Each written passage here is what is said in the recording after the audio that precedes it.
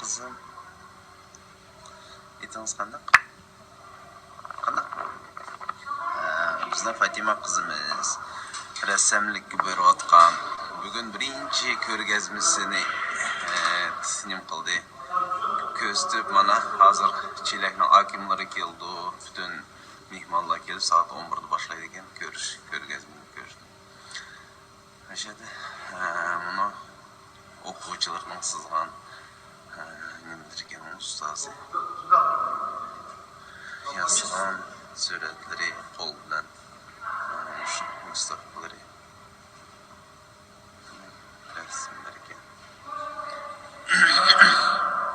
meni bir içimde içitken nerse nima oldu sanlar bunu kızım bana Fatima 3 yaş vaqtida da apsıdan qilib apsını Xitoyla lagerga solib hozir uyda ekan atishda mana buni rasm meni yaman yuragimni kuydirgan rasm ekan. Bu rasmning ma'nosida ustozi mening oilam, mening uyim deganni sizinglar debdi ekan. Bu mundaq ikkiga bo'libdi. Ikkiga bo'lib munu tarafini bizningki aile yani dadam ikki akam bilan deb buni kim o desa qarong'ulikda opam yomg'irga qotdim shunda mutni ko'ringan bir opsini to'lmaydigan bir holatda sizib qo'yibdi. Bu opam men bilmayman debdi. Buni ashunaq ustoz ashunaq deydi. Buni nima sizdan desam ashunaq buni uyini sizdim deydi. Bu eng kep bir ikkinchi uchinchi rasmlari bu.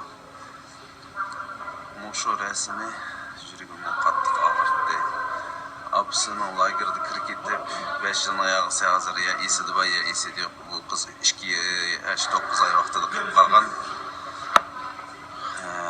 Shuni siz beribdi. Apsim chiqib qolib. Ammo apsi chiqib qolib deyapmiz ammo ko'zdan jiroq, ko'ngildan jiroq deb apsining ko'zidan uchib ketdim ekan deb hozir bu o'ylamga kelyapti. Xitoy shunchalik zulm qildi ekan.